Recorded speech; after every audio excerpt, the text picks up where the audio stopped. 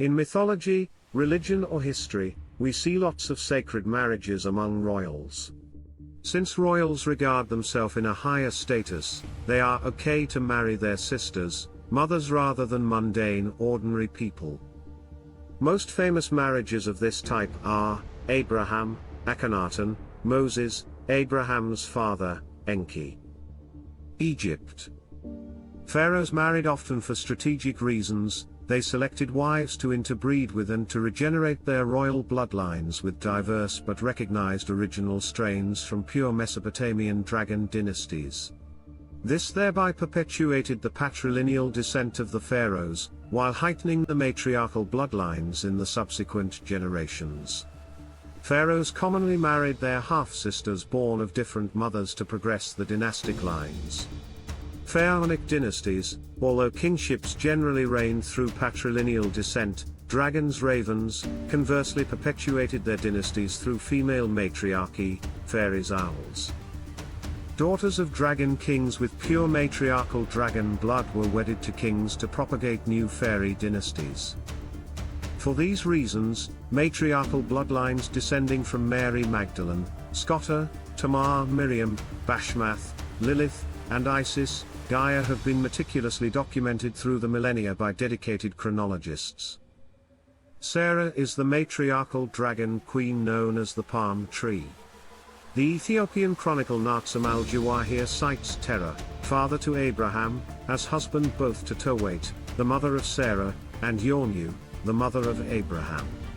This would account for Abraham's biblical statement to Pharaoh Sensuret I and King Abimelech that Sarah was his sister.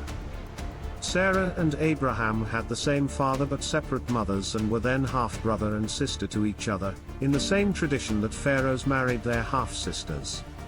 Josephus confirmed that Abraham and Sarah were half-brother and sister.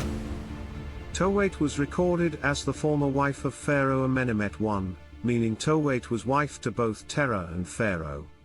Towait's son by her Egyptian marriage was the succeeding Pharaoh Sensuret I, the purported pharaoh that claimed Sarah as his consort that bore Isaac. This would have been a classic Pharaonic Hieros Gamos to further enhance his succeeding bloodlines with additional matriarchal dragon blood.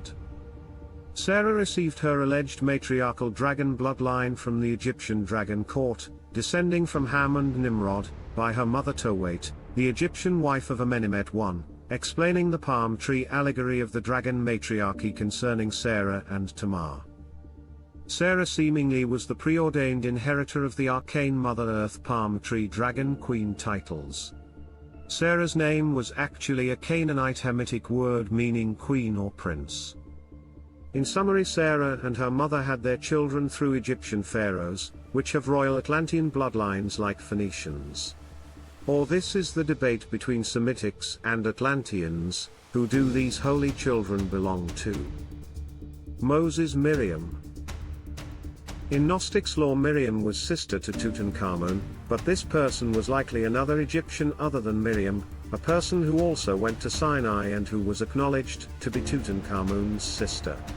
This was likely Miriam's and Moses' daughter in Gnostic law, known as Kibatashit, who was said to originate the House of Gold Dragon dynasty of David.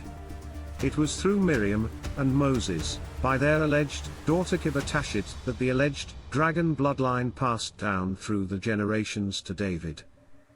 Gnostics believe Miriam to have been the true matriarchal heiress, owl of the dragon court, that went to Sinai with Moses as the wife of Moses, as well as the half-sister to Akhenaten Moses, which elucidates why Miriam would have been so upset at Moses marrying yet another wife, a Cushite.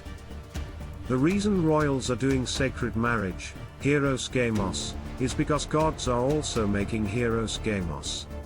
Enki, Enlil married their sisters, Damkina, Ninkorsog.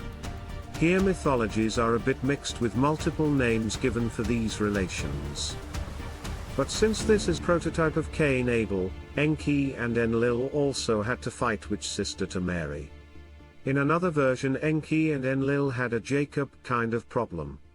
Damkina and Ninkorsog were sisters themselves, not related to Enki, Enlil. Enlil's older brother married younger sister.